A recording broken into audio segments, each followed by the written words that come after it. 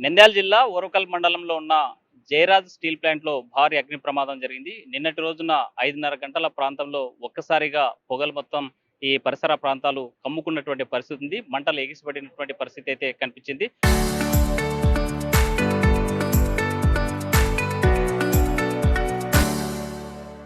ప్రస్తుతం మనం జయరాజ్ స్టీల్ ప్లాంట్‌లో ఉన్నాము. పూర్తిగా నిన్న 5:30 గంటల ప్రాంతంలో ప్రమాదం చోటు చేసుకుంది. అసలు ప్రమాదానికి కారణం ఏంటి అనేటువంటి అంశం మీద మనతో మాట్లాడడానికి కంపెనీకి సంబంధించిన సీఈఓ ఉన్నారు. సార్ చెప్పండి, నిన్న ప్రమాదం జరగడానికి కారణం ఏంటి? ఏ సమయంలో?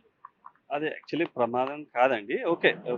5:30, 6 గంటల ప్రాంతంలో మనం బ్లాస్ట్ ఫర్నెస్ కనిపిస్తుంది గదా! మీకిక్కడ బ్లాస్ట్ ఫర్నెస్ షట్ డౌన్‌కి తీసుకుంటాం. అది మా రెగ్యులర్ ప్రక్రియ అన్నమాట షట్ డౌన్‌కి తీసుకోవటం.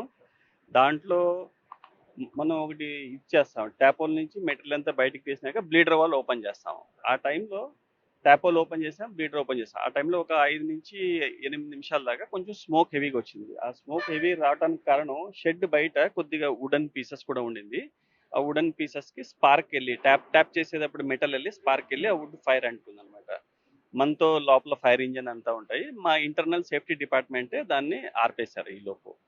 7-8 మినిట్స్ దాకా కొద్దిగా స్మోక్ వచ్చింది. దాన్ని 5-6 నెలలకు ఒకసారి చేసేటువంటి ప్రక్రియ రెగ్యులర్‌గా జరిగేటువంటిది. ఎందుకు ప్రమాదం కావాల్సినటువంటి సిట్యుయేషన్ ఏర్పడింది? ప్రమాదం అని అనమండి మేము. కానీ స్మోక్ వచ్చింది. యెస్, స్మోక్ రాకూడదు. ఈ ట్యాప్ హోల్ క్లీన్ చేసే ప్రక్రియలో కొద్దిగా స్పార్క్స్ వెళ్ళి బయట వుడెన్ పీసెస్ పెడతాం మనం. వుడెన్ స్క్రాప్ ఉండింది.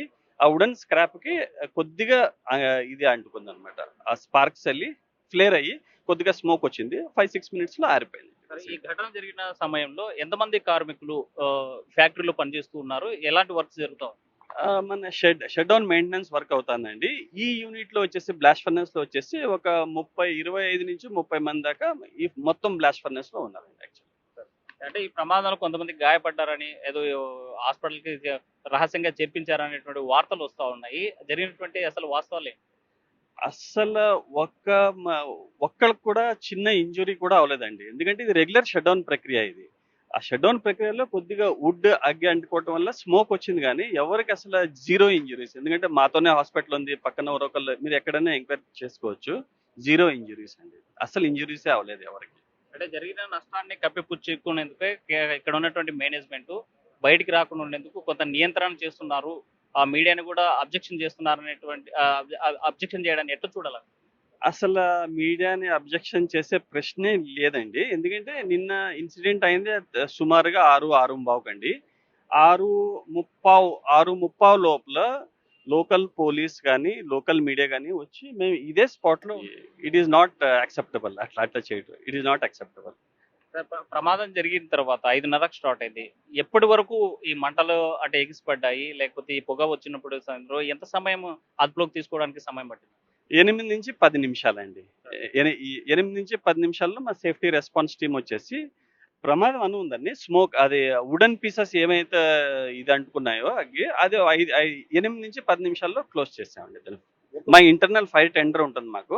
ఫైర్ టెండర్ వచ్చేసి మాకు దాన్ని వాటర్ స్ప్రే చేసి ఆర్పేసింది. ఒకవేళ 5-10 నిమిషాల్లో మీరు కంట్రోల్ చేయలేకపోయి ఉంటే, అదుపు తప్పి, లేకపోతే ప్రమాదం పెద్ద ఎత్తున మంటలు ఎగిసిపడి ఉంటే ఎలాంటి సిట్యుయేషన్ ఉండేది? ఇది అక్కడ సుమారుగా ఒక 500-600 కేజీలు వుడ్ ఉందండి. మేము ఒకవేళ 8-10 నిమిషాల్లో ఆర్పకపోతే అది ఒక 15 నిమిషాలు పట్టేది. అంతేగాని అది వుడ్ కాబట్టి ఇంకా మిగతా కంబస్టబుల్ మెటీరియల్ ఏం లేదు. అక్కడ డేంజరస్ మెటీరియల్స్ ఏమీ లేవు. అగ్గి అది స్మోక్ ప్రొపగేట్ అవుతాకి గాని, ఫ్లేమ్ ప్రొపగేట్ అవుతాకి గాని మిగతా అక్కడ ఏమీ లేదు. ఎందుకంటే షట్ డౌన్ ముందు ప్రక్రియలోనే we have taken all that precautions. ఆ వుడ్ ఒకటే అంటుకుంది. 8-10 మినిట్స్ లేకపోతే ఒక 15 మినిట్స్ మాక్సిమంలో అదే ఆరిపోయేది. ఎందుకంటే వుడ్ అంతా అగ్గి అంతా యాష్ అయిపోయినాక ఇంకా దాంట్లో దీనికి ఇంకేం ఉండదు.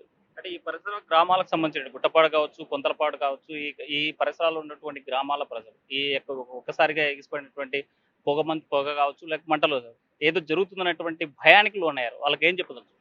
వాళ్ళకి అదేనండి, మేము సేఫ్టీ అండ్ మాది చాలా ఇది it is very prioritize for us. మేము దాన్ని చాలా ప్రాథమిక ఇస్తాం. అందుకని నిన్న ఎవరు వచ్చినా కూడా మేము లోపల దాకా అలో చేసాం. ఎందుకంటే వాళ్ళకి భయభ్రాంతులు పడవసరం లేదు.